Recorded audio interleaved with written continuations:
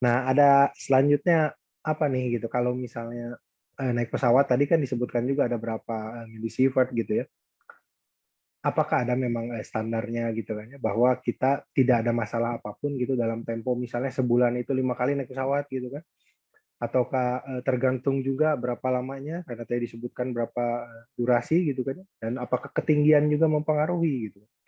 Dan apakah itu terasa juga oleh kita misalnya ketika kita landing misalnya gitu kan? Atau gimana? Oke, makasih Wit. Jadi jadi kita kan tahu bahwa memang kita beraktivitas sehari-hari aja itu kita menerima radiasi alam, ya kan? Baik dari misalnya dari bangunan, misalnya pemilihan bahan bangunan yang kita pilih untuk rumah kita, kemudian bagaimana ventilasi dan segala macam itu mempengaruhi, dan juga aktivitas yang berkaitan dengan ketinggian gitu. Nah, salah satunya adalah dengan terbang dengan pesawat, otomatis kita berada di posisi yang tinggi gitu dan dekat dengan radiasi kosmik tadi. Dan yang tadi adalah nilai rata-rata yang mungkin akan diterima seseorang jika per tahun jika dia terbang 10 jam di pesawat gitu kan. Nah, bisa dikalikan kalau misalnya ada seseorang yang kerjaannya warawiri dengan pesawat dan antara Eropa Indonesia dalam 1 bulan berkali-kali gitu kan. Bisa dibayangkan dosisnya pasti akan lebih lebih banyak gitu ya daripada orang yang memang tidak aktivitasnya tidak terbang gitu kan.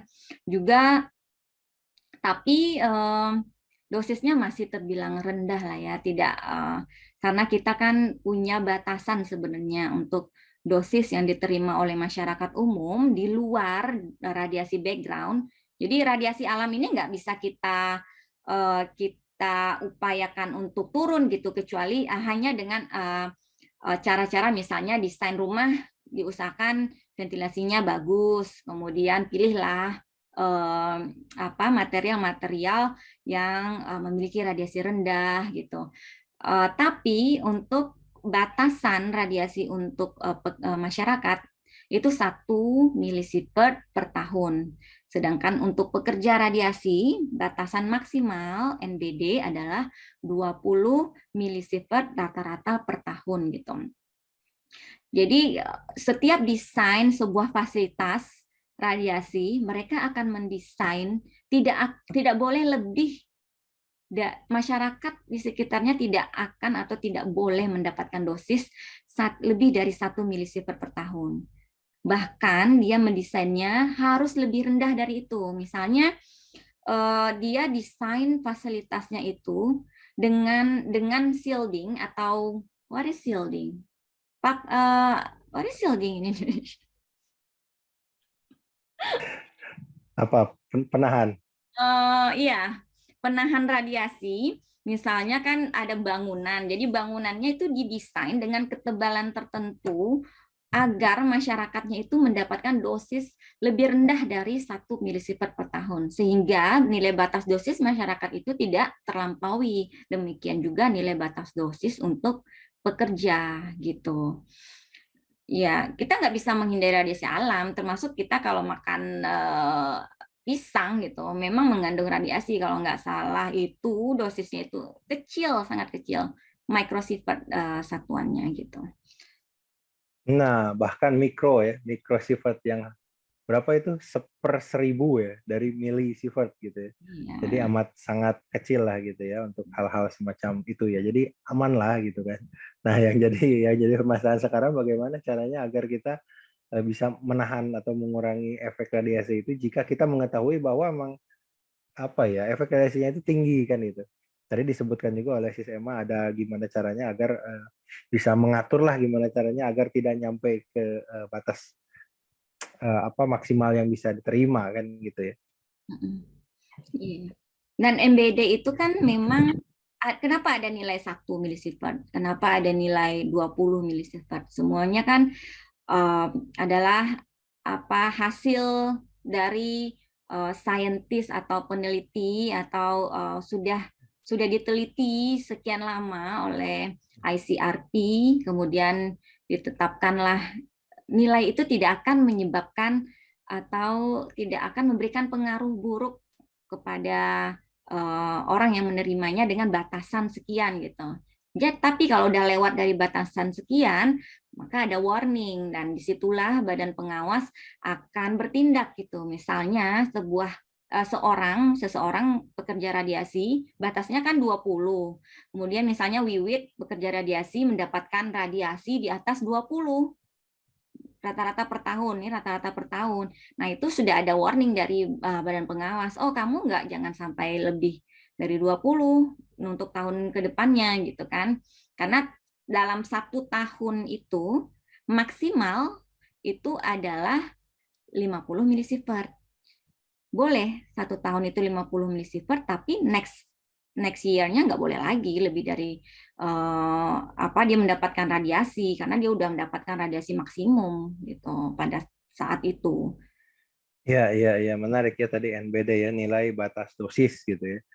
Apakah ada keterkaitan gitu ya secara langsung gitu dengan pembahasan kita sebelumnya itu loh di sesi pertama tentang apa itu nuklir, kan ada efek-efek tuh deterministik ya, stokastik gitu ya. Apakah ada keterkaitan secara langsung gitu dengan itu, atau sebenarnya enggak sih gitu kan, walaupun melewati misalnya gitu kan, melewati tapi dikit-dikit aja nggak ngaruh gitu misalnya, apa gimana?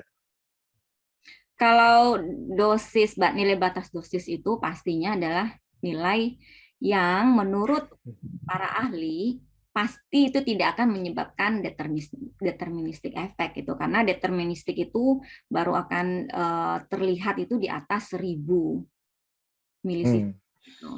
Sedangkan kalau nggak salah itu 100 sampai 1000, 500 sampai 1000. I'm not sure, let's check it. Oke, high dose itu di atas 1000 milisievert.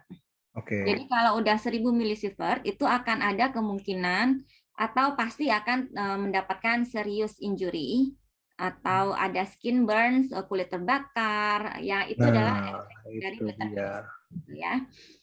Nah, kalau moderate dosis itu adalah antara 100 sampai 1000 milisievert.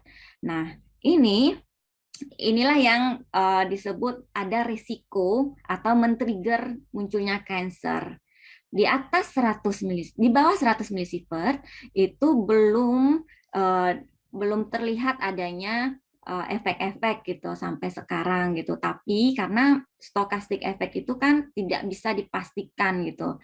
Lowernya paling low berapa gitu, tergantung dari ketahanan tubuh seseorang juga, tergantung usia, jenis kelamin gitu. Jadi banyak faktor lah untuk yang stokastik yang efeknya itu tidak terlihat langsung, yang pernah kita bahas di podcast kita sebelumnya. Ya. Menjawab pertanyaan itu karena kekhawatiran itu kalau kayak gitu biasanya gitu kan. Ya. Mudah-mudahan kalau muda ini ya dapat informasi lah, setidaknya bisa dapat informasi yang jelas gitu apa sih radiasi. Jangan sampai biasanya berarti nggak boleh nonton TV dong ada radiasinya. Nggak gitu juga Ferguson ya. Main smartphone nggak boleh lagi, itu ada radiasinya, berbahaya gitu kan. Jangan sampai salah kaprah gitu. Ya. Oke lah, ini mantap ini. Terima kasih, ini sudah mencerahkan gitu kalau dalam waktu yang singkat gitu ya. Jadi kita bisa lebih aware gitu perihal masalah ini gitu. Oke. Saya kira udah. Ada. Apa ada ini lagi, Wiwit, ada pertanyaan lagi atau? Pertanyaan mendasar mungkin ya. Apa yang bisa kita lakukan untuk ya setidaknya meminimalisasi itu gitu.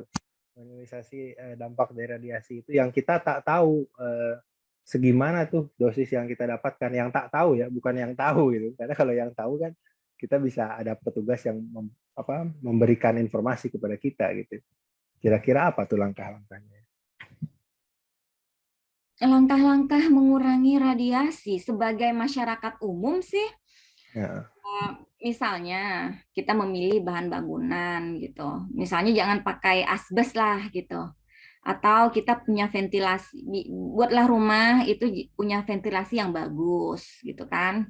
Dan kalau bisa raw materialnya kita tahu itu bukan raw material eh, yang sebenarnya kalau untuk orang atau masyarakat yang berada di daerah yang tidak berradiasi tinggi. Jadi gini, jadi ada daerah yang memang secara natural itu radiasinya tinggi. Kalau di Indonesia itu ada di Mamuju gitu kan. Nah, Sulawesi secara Barat ya. secara natural itu daerahnya atau kondisi alamnya, tanahnya itu sudah membuat memberikan radiasi yang tinggi, lebih tinggi dari radiasi tempat lain gitu. Di beberapa negara lain juga ada, di kalau nggak salah di Brazil atau apa, ada beberapa daerah yang memang radiasinya secara alami tinggi. Tapi sampai saat sekarang ini setelah diteliti beberapa penelitian dilakukan sampai saat sekarang ini belum ada efek terlihat benar-benar ada efeknya gitu. Mungkin orang-orang di sana juga sudah terbiasa untuk mendapatkan radiasi segitu gitu. Dan langkah-langkahnya yang sebagai apa? Mungkin kalau badan pengawas itu mereka biasanya menyarankan misalnya desain rumah itu harus bagaimana agar ventilasinya lancar atau um, uh, agar tidak mendapatkan radiasi alfa dari radon yang dihasilkan oleh bahan bangunan. Itu ada desain-desain khususnya. Paling itu. Kalau untuk radiasi dari kosmik ya jangan terlalu sering lah naik pesawat, misalnya 1 bulan Eropa Indonesia setiap hari gitu kan. Biasanya Iya, iya. pilot itu menjadi concern juga gitu. Dan tapi sampai saat sekarang ini memang di Indonesia kalau saya pikir ya belum ada memang kita itu mewajibkan pilot itu punya PENDOS atau TLD. TLD itu personal dose monitoring atau monitor untuk personal dosis yang diterima berapa. Belum ada sih sebenarnya. Tapi kita kasihkan informasi kalau mereka concern terhadap itu bahwa mereka tahu kalau dia terbang itu sebenarnya dia menerima radiasi yang lebih tinggi daripada orang yang tidak berprofesi sebagai pilot gitu. Gitu paling Wit. Ya, ya, ya. Dicerahkan. Nah,